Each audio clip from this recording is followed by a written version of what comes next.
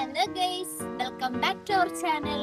എന്റെ പുതിയൊരു വീഡിയോയിലേക്ക് എല്ലാവർക്കും സ്വാഗതം. അങ്ങനെയാണ് എല്ലാവരും ഹായ് പറ ഹായ് പറ ഹായ്. അപ്പൊ കുറെ കാലമായ ഒരു ലോങ് വീഡിയോ ഇടാത്തത്. അപ്പൊ ഞാൻ വിചാരിച്ചു ഇന്ന് നമ്മുടെ പുതിയൊരു ഗസ്റ്റ് ഉണ്ട്, വിസ്മേച്ചി വരുന്ന ലോങ് വീഡിയോ ഇടാന്ന് വിചാരിച്ച്. വിസ്മേച്ചി നാട്ടിൽ പോവാണ്. അപ്പൊ എന്താ പറയാ, കുറച്ച് പർച്ചേസിംഗ് ഒക്കെ ഉണ്ട്. അപ്പൊ നമ്മൾ പുറത്തേക്ക് ഇറങ്ങി. അപ്പൊ ഞാൻ വിചാരിച്ചു ലോങ് വീഡിയോ ഇടാം, കുറെ ആയല്ലോ ഇടാത്തത്. അപ്പൊ ലോങ് വീഡിയോ ഇടാന്നൊക്കെ വിചാരിച്ചു. നമ്മളിപ്പോ പുറത്തേക്ക് പോയി ഫുഡൊക്കെ കഴിച്ച് അതൊക്കെ ഞാൻ ക്ലിപ്പിൽ ആഡ് ചെയ്യാം. പിന്നെ നമ്മളിപ്പോ പെർഫ്യൂം വാങ്ങാൻ വേണ്ടി വന്നതാണ്. പിന്നെ എല്ലാവർക്കും സുഖമാണെന്ന് വിചാരിക്കുന്നു. പിന്നെന്താ ബാക്കി വീഡിയോസ് ആഡ് ചെയ്യുന്നുണ്ട്. ഇൻട്രോ ഞാൻ വിസ്മയിച്ച് വന്നിട്ട് ഷൂട്ട് ചെയ്യാം കേട്ടോ, നല്ലൊരു സുഖം ഉണ്ടാവുള്ളൂ. അപ്പം നമ്മുടെ റൂമിൽ നിന്ന് ഇന്ന് വെള്ളിയാഴ്ചയാണല്ലോ, വെള്ളിയാഴ്ച ആകുമ്പോൾ നമുക്ക് എല്ലാവർക്കും അറിയാം വ്യാഴാഴ്ച നമ്മൾ ഡേ നൈറ്റ് നല്ലോണം വൈകിയാണ് വരിക.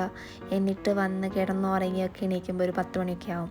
സ്വാഭാവികമായിട്ടും അതേപോലെ എഴുന്നേറ്റ് വിസ്മയിച്ചിനെ പിക്ക് ചെയ്യാൻ വേണ്ടി പോവാണ്. ഇതാണ് മെട്രോ സ്റ്റേഷൻ. ഇതെൻ്റെ ഹസ്ബൻഡ് അഭിമോൻ. അങ്ങനെ നമ്മൾ ബറവേല മെട്രോ സ്റ്റേഷനിലെത്തി. വിസ്മയിച്ച് അവിടെ നമ്മളെ വെയിറ്റ് ചെയ്യുന്നുണ്ടായിരുന്നു. വിസ്മയിച്ചാണെങ്കിൽ വണ്ടി കണ്ടിട്ട് കൺഫേം ചെയ്തതിന് മാത്രമേ പുറത്തിറങ്ങിയുള്ളൂ. അങ്ങനെ ചേച്ചിയാണെങ്കിൽ ഫോണിലാണ് അമ്മേനെ വിളിച്ച് സംസാരിക്കുകയായിരുന്നു. മെട്രോ സ്റ്റേഷനിൽ ഫ്രീ വൈഫൈ ഉണ്ടാവുമല്ലോ, അപ്പം മൂപ്പത്തി അത് ഊറ്റി ഇങ്ങനെ അമ്മേനെ വിളിച്ചുകൊണ്ടിരിക്കുകയാണ്. അതിനിടയ്ക്ക് ഒരു ഹായ് ഒക്കെ തന്ന് അങ്ങനെ ഞങ്ങളെ കാറിലേക്ക് വെൽക്കം ചെയ്തു. കുറേ ആയല്ലോ നമ്മൾ കാണാത്തത്. അവിടെ നമ്മൾ നേരെ പോയത് മത്താർ അക്കാദമിയിലേക്കാണ്. ഇവിടെ ഖത്തറിൽ വന്നവർക്ക് അല്ലെങ്കിൽ ഖത്തറിലുള്ളവർക്ക് അറിയാം, ഏറ്റവും കൂടുതൽ ഫുഡ് സ്പോട്ടുള്ള ഒരു സ്ഥലങ്ങളിൽ ഒന്ന് നമ്മുടെ മത്താർ അക്കാദമിയാണ്. അങ്ങനെ നമ്മൾ സാൾട്ട് മാംഗോ ട്രീ ആണ് ഇപ്രാവശ്യം ചൂസ് ചെയ്തത്. ഫസ്റ്റ് ടൈമാണ് ഇവിടെ വരുന്നത്. ബിരിയാണിക്ക് അത് കേട്ട് ഇവിടെ വന്നതാണ്. വന്നപ്പോൾ തന്നെ നമുക്കൊരു വെൽക്കം ഡ്രിങ്കായിട്ട് സംഭാരമൊക്കെ കിട്ടി. അടിപൊളി. അപ്പോൾ അഭി പറയാ, നമ്മൾ പിഷാരികാവിൽ ഒക്കെ കിട്ടുന്ന അല്ലെങ്കിൽ വരവിനൊക്കെ പണ്ട് ഉത്സവത്തിനൊക്കെ കിട്ടുന്ന പോലത്തെ സംഭാരത്തിന് ടേസ്റ്റ് ഉണ്ട്. അങ്ങനെ അതൊക്കെ പറഞ്ഞ കഥയൊക്കെ പറഞ്ഞപ്പോഴേക്കും നമ്മൾ ബിരിയാണി വന്ന്. നമ്മൾ 3 ടൈപ്പ് ബിരിയാണിയാണ് ഓർഡർ ചെയ്തത്. അവിടെ 6 ടൈപ്പ് ഉണ്ടായിരുന്നു. ഫിഷൊക്കെ പല ടൈപ്പും, പിന്നെ ബീഫ് ചിക്കൻ, പിന്നെ ബീഫ് ചിക്കൻ മട്ടൺ, അങ്ങനെ 3-4 ടൈപ്പ് ഉണ്ടായിരുന്നു. അത് നമ്മൾ ആദ്യം ഓർഡർ ചെയ്തു. വിസ്മയിച്ചാണെങ്കിൽ അത് ഒബ്സർവ് ചെയ്തിട്ട് പറയുകയാണ് അത് ചിക്കനല്ല ബീഫാണ്. അങ്ങനെ നമ്മൾ ഷെയർ ചെയ്ത് കഴിച്ച് ക്യാൻസർ കുടിച്ചു അതിനിടയ്ക്ക്. പിന്നെ ഞാൻ വേറെ ഒന്നും നോക്കിയില്ല, വേഗം കഴിച്ചു. എനിക്ക് നല്ല വിശപ്പുണ്ടായിരുന്നു. പിന്നെ ഞങ്ങൾ ബാംഗിൾസിലേക്ക് പോയി. അടുത്തതായിട്ട് ബാംഗിൾസ് ഷോപ്പിലേക്ക് കുറച്ച് ഫാൻസി ഐറ്റംസ് ഒക്കെ വാങ്ങാൻ വേണ്ടിയിട്ട്. അതാണിത്. നമ്മളിപ്പോ എന്തിനാ അങ്ങോട്ട് പോയെന്നറിയോ? നമ്മളെന്തിനാ ഷോപ്പ് കയറി നമ്മളെന്തൊക്കെ വാങ്ങി കൊറേ സാധനം വാങ്ങി. ഇതാണ് പ്രശ്നം. ആകെ ഒരു 5 റിയാലിന്റെ കമ്മല് വെപ്പാൻ പോയതാ. ഞാൻ വാങ്ങി 20 റിയാലിന്റെ സാധനങ്ങൾ. 20 അല്ല, ഞാൻ ഏകദേശം 26 റിയാലിന്റെ സാധനം വാങ്ങിച്ച്. ചെങ്ങായി കുറച്ച് സാധനം വാങ്ങിച്ചു. വല്ലാത്തന്നെ.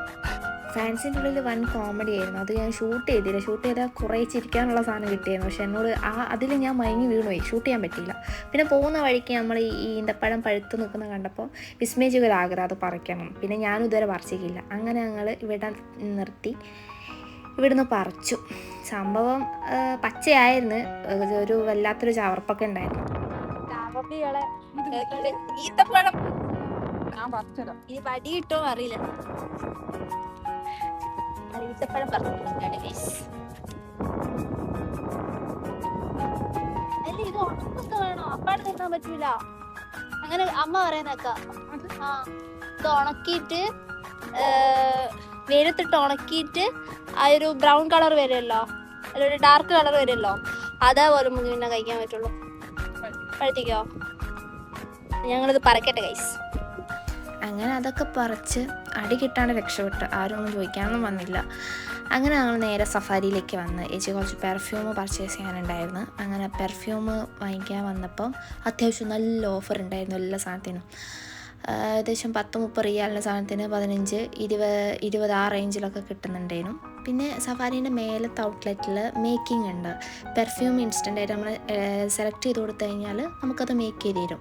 നല്ല ലോങ് ലാസ്റ്റിംഗ് ആണ് കേട്ടോ. ഒരു 6 to 8 hours വരെ നമുക്കത് കിട്ടുന്നുണ്ട്. നമ്മളൊരു പ്രാവശ്യം ഒന്ന് ട്രൈ ചെയ്ത് വാങ്ങിച്ച്, പിന്നെ ഏച്ചിക്ക് ഒരു ഗിഫ്റ്റായിട്ട് നമ്മളത് വാങ്ങിച്ചു കൊടുക്കുകയും ചെയ്ത്. പിന്നെ നമ്മൾ നേരെ മിനാപ്പോർട്ടിലേക്കാണ് പോയത്. കുറേ അധികം ഫോട്ടോസൊക്കെ എടുക്കാനുണ്ടായിരുന്നു. വിസ്മയിച്ചിക്ക് നല്ലൊരു വീഡിയോ എടുത്തു കൊടുക്കണം എന്ന് പറഞ്ഞിരുന്നു. അപ്പം അങ്ങനെ അങ്ങോട്ടേക്കാണ് പോയത്. പിന്നെ ഖത്തറിൽ ഞാൻ ആദ്യമായിട്ട് വന്നപ്പോൾ അബി എന്നെ കൊണ്ടുപോയ രണ്ടാമത്തെ സ്പോട്ടായിരുന്നു മിനാപ്പോട്ട്. എനിക്ക് ഭയങ്കര ഇഷ്ടപ്പെട്ടത് സ്ട്രക്ചറൽ ഡിസൈൻസ്, അതുപോലെ തന്നെ വാൾ പെയിൻറ്റിങ്, ഈ ഒരു ലാൻഡ്സ്കേപ്പിലുള്ള എല്ലാ ഡിസൈൻസൊക്കെ എനിക്ക് ഭയങ്കര ഇഷ്ടമാണ്.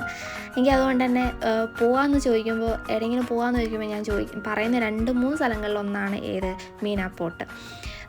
പിന്നെ ഞങ്ങൾ ഫസ്റ്റ് വെഡ്ഡിങ് ആനിവേഴ്സറി ഈ ഒരു കളർ ഒരു യെല്ലോ ഗ്രീൻ ഓറഞ്ച് ഒരു പെട്ടിക്കൂട് പോലത്തെ സ്ഥലം കണ്ടില്ലേ, ആ സ്ഥലത്ത് വെച്ചിട്ട് അതൊരു ചെറിയ കണ്ടെയ്നേഴ്സ് വെച്ചിട്ടുള്ള റൂം പോലെയാണ്. അപ്പോൾ നമുക്ക് അവിടെ പോയിട്ട് ഒരു കഫേ പോലൊക്കെ ഉണ്ട് അതിൻ്റെ ഉള്ളിലോട്ട്. അപ്പോൾ നമുക്ക് അവിടെ പോയിട്ട് എന്ത് ചെയ്യാം, കുറച്ച് റെസ്റ്റ് ചെയ്യാം, അതുപോലെ തന്നെ നമുക്ക് ഫോട്ടോസൊക്കെ എടുക്കാം, പിന്നെ എന്തെങ്കിലും നമുക്ക് ഫുഡൊക്കെ ഐറ്റംസ് ഉണ്ടെങ്കിൽ അവിടെ പോയി കഴിക്കാം. അപ്പോൾ നമ്മളെ ഫസ്റ്റ് ആനിവേഴ്സറി അവിടെ നിന്നായിരുന്നു നമ്മൾ ആഘോഷിച്ചത്. കുറച്ച് ഫോട്ടോസൊക്കെ എടുത്തിരുന്നെന്ന്.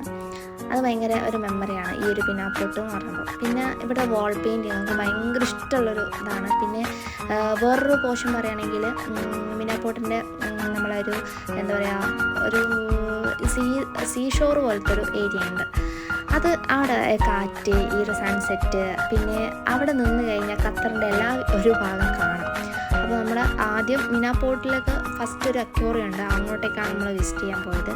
അപ്പോൾ അതൊക്കെ ഒന്ന് ഡിസ്കസ് ചെയ്ത് പിന്നെ ഏച്ചി നാട്ടിലേക്ക് പോവാണ്, ആ കാര്യങ്ങളൊക്കെ സംസാരിച്ച് അങ്ങനെ നമ്മൾ അങ്ങോട്ടേക്ക് പോയി.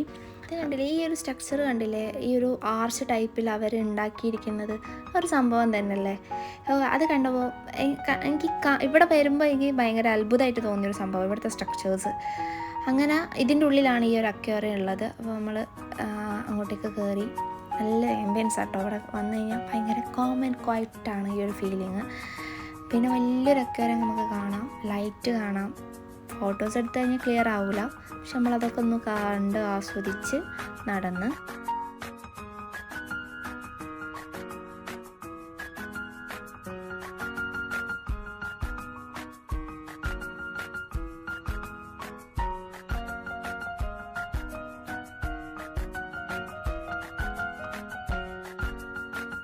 പിന്നെ ഇവിടെ നേരെ പോയത് മിനാപ്പോട്ടിൻ്റെ ഉള്ളിലോട്ട്. ഞാൻ പറഞ്ഞില്ലേ വാൾ പെയിൻറ്റ്സ് ഒക്കെ ഉള്ളത് ഇവിടെയാണ്, ഈ ഒരു സ്പോട്ടിലാണ് വാൾ പെയിൻറ്റ്സ് ഒക്കെ ഉള്ളത്.